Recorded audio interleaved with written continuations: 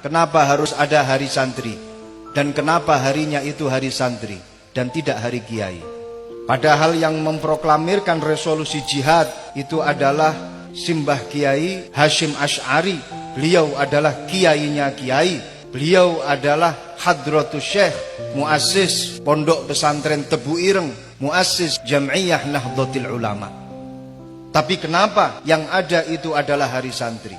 Kok bukan hari kiai? Tonggak daripada awal diadakannya hari santri karena semangat resolusi jihad yang terjadi pada tanggal 22 Oktober.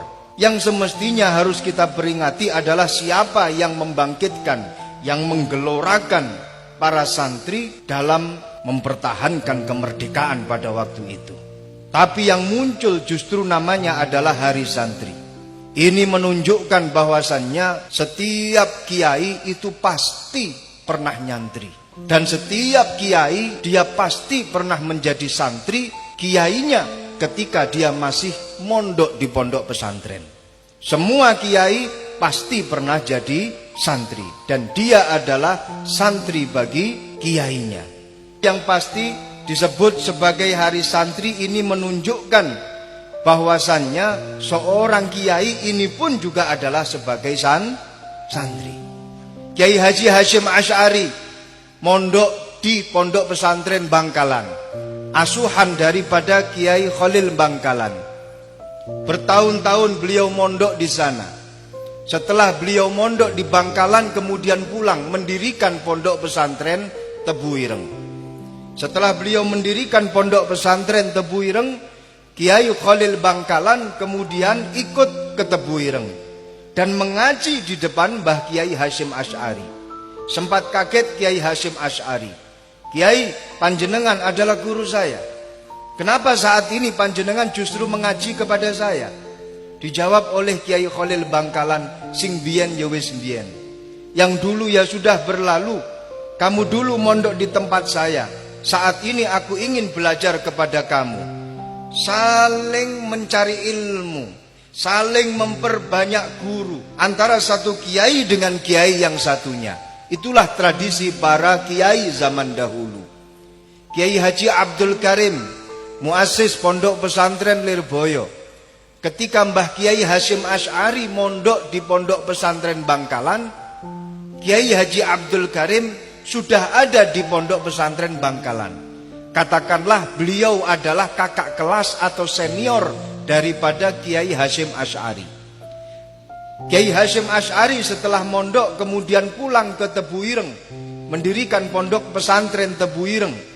Kiai Haji Abdul Karim ketika mau pulang, beliau mampir ke rumah temannya, yaitu Kiai Hasyim Asy'ari.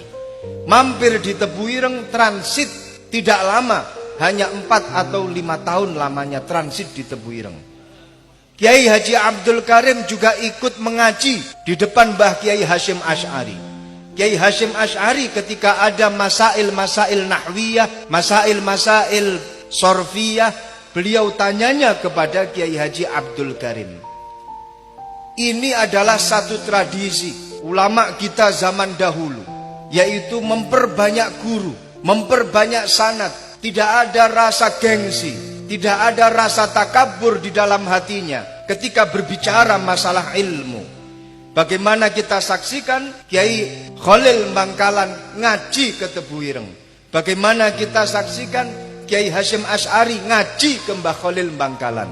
Bagaimana kita saksikan Kiai Abdul Karim ngaji ke Mbah Hasyim Asy'ari. Dan juga tidak gengsi ketika Mbah Hasyim Asy'ari bertanya tentang masalah-masalah nahwu dan sorob kepada Kiai Haji Abdul Karim. Ini adalah satu contoh yang harus kita terapkan yang saat ini sudah pudar dalam tradisi Nahdlatul Ulama. Mondok baru 6 tahun sudah ngaku sebagai kiai yang paling hebat. Lebih-lebih belum tahu mondok sama sekali, tiba-tiba membangun pondok pesantren. Ini namanya sudah salah kaprah. Tidak ada sanad yang jelas. Terus kemudian dia membangun pondok pesantren. Maka harus diluruskan. Sehingga jangan sampai tradisi ini lemah. Jangan sampai tradisi ini pudar. Ayo kita semangati para santri-santri untuk selalu mengaji dan memperbanyak ilmu. Karena yang namanya Nahdlatul Ulama itu berdiri di atas tradisi. Nahdlatul Ulama berdiri di atas budayanya. Bagaimana tahlil, maulidan, manakipan, dan lain sebagainya, itu adalah warisan para leluhur. Itu adalah satu adat yang turun-temurun dari kakek dan sampai ke atas. Walaupun toh terkadang kita tidak tahu dalilnya tahlilan, kita tidak tahu dalilnya maulidan, kita tidak tahu dalilnya manakipan. Jawaban yang paling ringkas, ikut sama para guru-guru, itu sudah cukup. Mbah Kiai Hasyim Asy'ari menegaskan di dalam kitab Risalatu Ahli Sunnah wal Jamaah, ketika ada satu adat dan berlangsung begitu lama, mulai dari kakeknya lagi turun-temurun dilaksanakan oleh para keturunan-keturunannya, dilakukan oleh para santri-santrinya, maka itu sudah cukup sebagai dalil, maka itu sudah cukup dinamakan sebagai perilaku yang sudah berlandaskan dalil. Tahlilan, manakiban, maulidan, ketika kita ditanya mana dalilnya, dalilnya sudah ada sejak dari dulu, dari kakek-kakek kita. Kalau kamu tidak percaya, matilah terlebih dahulu, tanya kepada kakek kami. Cukup.